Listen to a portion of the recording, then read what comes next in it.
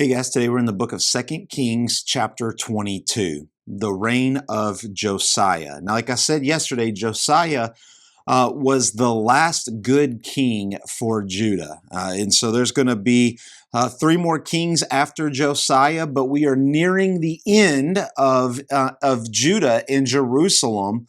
And Josiah is that last kind of good, fresh breath of air, if you will.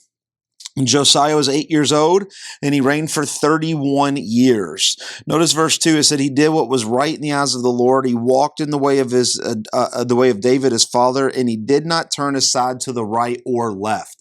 So he was good, and not just good, but he was good all the way. Right? He was another David.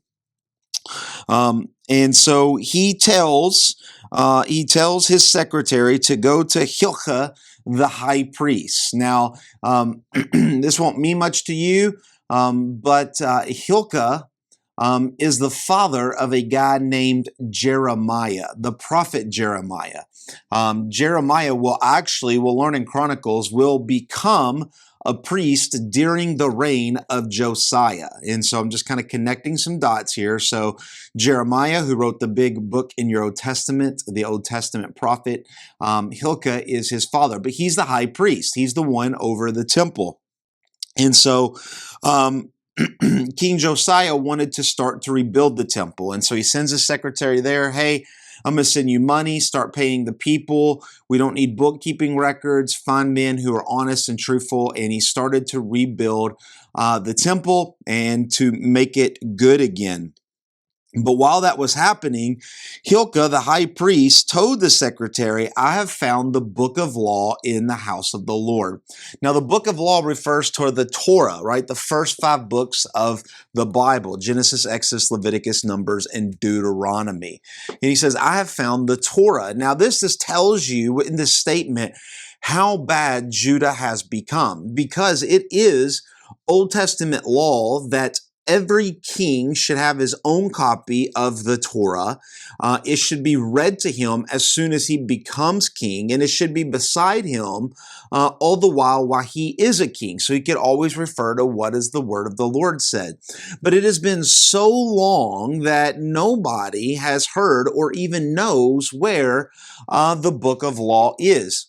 What's interesting is we find out back in the Torah that Moses, or God told Moses and Moses told Israel, that the book of the law is always supposed to be next to the Ark of the Covenant. And it's been so long that it hasn't been that way. And so it was covered in rubble or put in some jars. It was no telling where it was at. But there is a great possibility that this copy that Hilkiah follows is the autograph or the original copy that Moses would have written. And so it's kind of an amazing find. And so he says, hey, I found the law of the Lord, right? I found the Torah. And Hilkiah gave this book to the secretary, and the secretary, Shapha, reads it, right? And he reads it. It's amazing. It changes his life, so much so that he has to come back to the king and say, hey,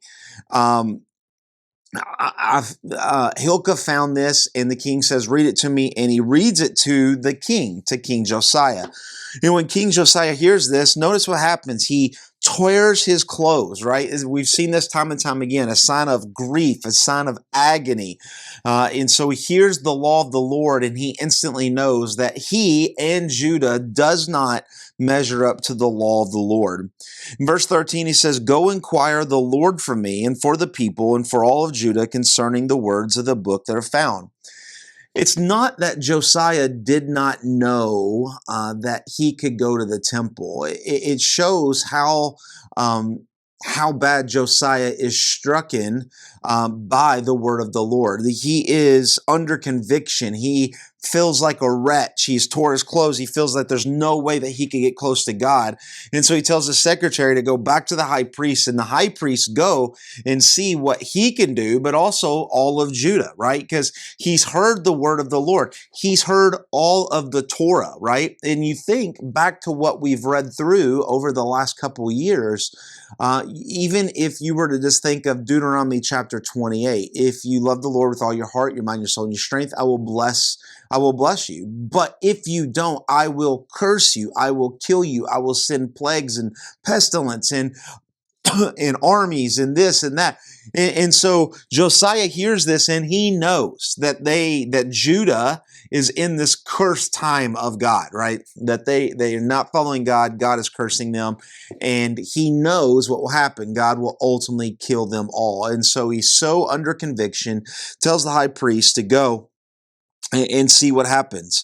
And then we see in verse 13, for great is the wrath of the Lord that is kindled against us, because our fathers have not obeyed the words of this book. And Josiah knows exactly what happens. They have not obeyed, so they deserve the curses. And so Hilkiah goes to the Lord, and the Lord of God tells him, tell Josiah these words, I will bring disaster upon this place and upon the inhabitants, because they have forsaken me and made offerings to other God. There's that word, forsaken, right? To cut or to skin away. They've taken God off of their worship. And so God says, you're right, Josiah, I am coming. I am bringing wrath because of what Israel has done. My wrath will be kindled against this place, and it will not be quenched, because your heart was penitent and you humbled yourself, you tore your clothes, you wept before me. I heard you, declares the Lord.